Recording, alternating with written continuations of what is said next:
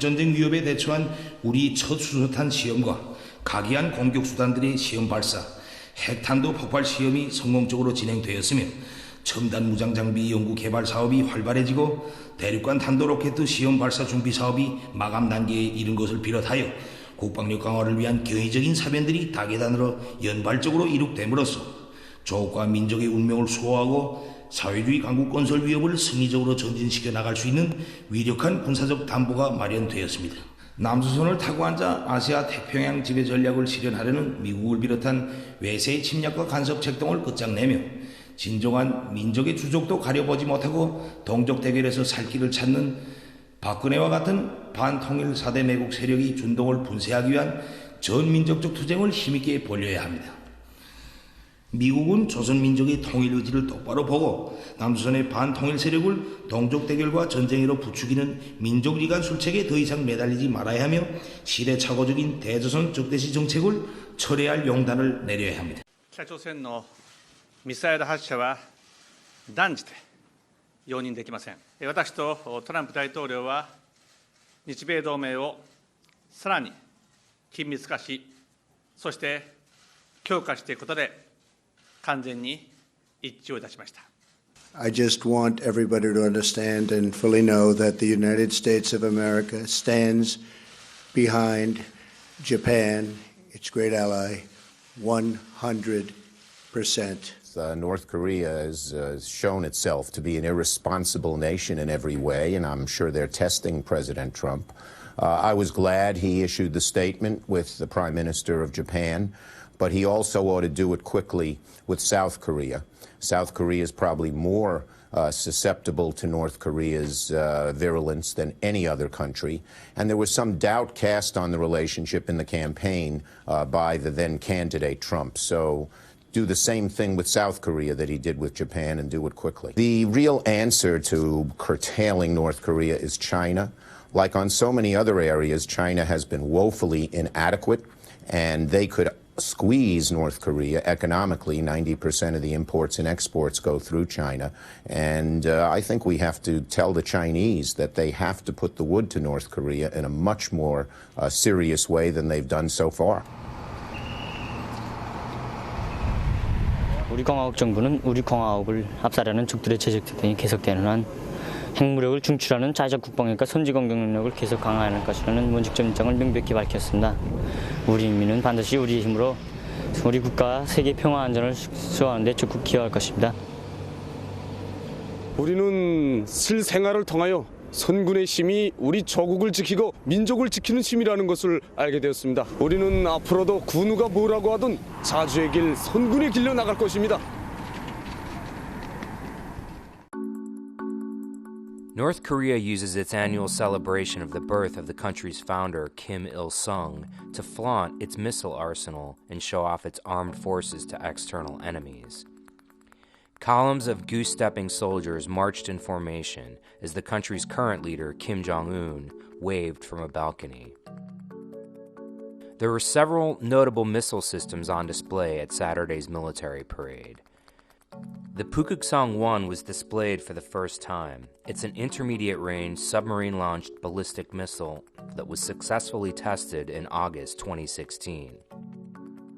The Pukguksong-2 is the land-based variant of the Pukguksong-1. It was successfully tested in February 2017 and also was displayed for the first time on Saturday. The Scud-ER is designed to reach American military bases in South Korea and Japan. 4 of these were launched in March, with some splashing down in the waters of Japan's exclusive economic zone. The KN-08 was first unveiled in 2012 and is thought to have been designed as the country's first intercontinental ballistic missile. Experts say it has the potential to reach the west coast of the United States, but it has never been tested. One of the big surprises of the parade was the unveiling of potential new intercontinental ballistic missiles.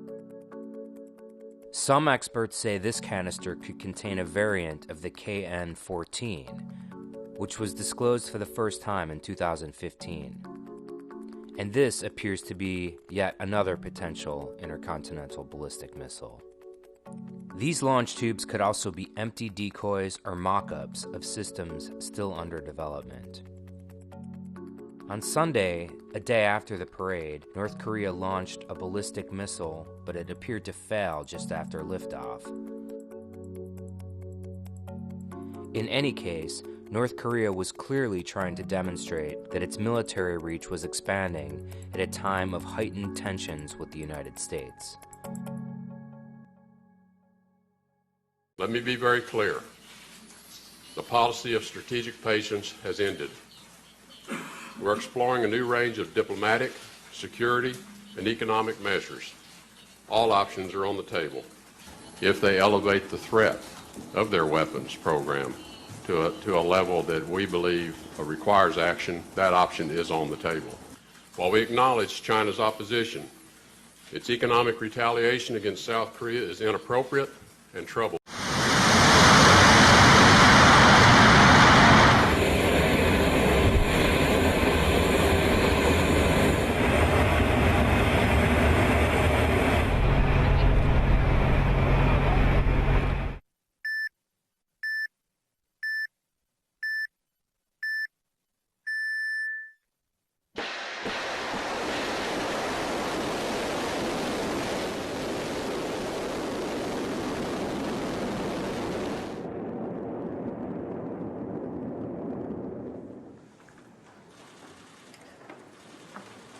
我只想强调一点，就是我们坚决反对美韩在韩国部署萨德反导系统，也将坚决采取必要的措施来维护自身的安全利益。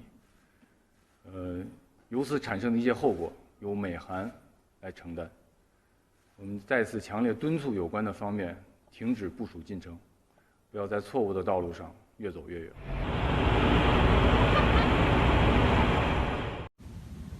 Hi, my name's Kim Han-sol from North Korea.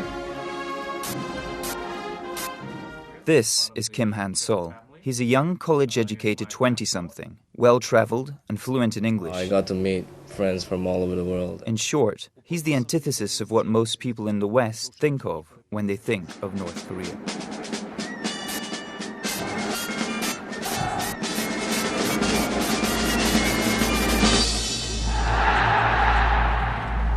There's something else unusual about him.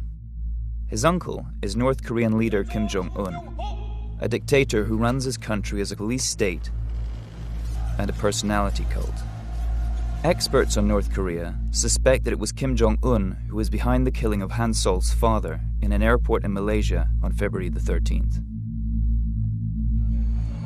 So who is Kim Han-sol? He was born in Pyongyang, though he has lived abroad for most of his life. In the eyes of some observers, he seems to be a symbol of sorts for what North Korea could be: cosmopolitan and open to the outside world. I like the food, the people are very nice here. And then another possibility presents itself.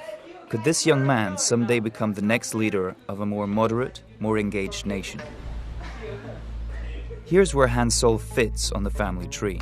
Kim Han Sol is the youngest male of the Kim family bloodline. He is the son of Kim Jong-nam, the recently assassinated half-brother of the current ruler, Kim Jong-un. Their father was Kim Jong-il, and his father was Kim Il-sung, the founder of North Korea. Han Sol has commented on politics in the past. He did the unthinkable by North Korean standards and called his uncle a dictator. I really never met them in real life, so I really don't know how he became a dictator. And in that same 2012 interview with a Finnish television station, he also expressed his wish to improve relations between North and South Korea. I've always dreamed that one day I will go back and make things better and make it easier for the people there. But many experts say the chances of Han Sol one day leading North Korea are slim. North Korea expert Bruce Cummings says Han Sol's genealogy would make him high royalty in his nation, but he's much too young. And most people in North Korea might not even know he exists. According to Stephen Norper, information in the country is so tightly controlled that any reference to Han Sol would likely never appear in the state-controlled press. It also seems highly unlikely current leader Kim Jong-un would pick a successor who has been so openly critical of him. Among North Korean elites, any defectors are considered enemies of the regime. Andrei Lankov says Han Sol would be considered an apostate. And his bloodline might even pose a threat to his life, like it did to his father, who was killed although he kept a low profile and was not known to have any political aspiration. Purges and targeted killings have allowed Kim Jong-un to consolidate his power. But even if he were somehow toppled, experts say it would likely mean the end of the Kim clan's dominance, not the rise of Han Sol.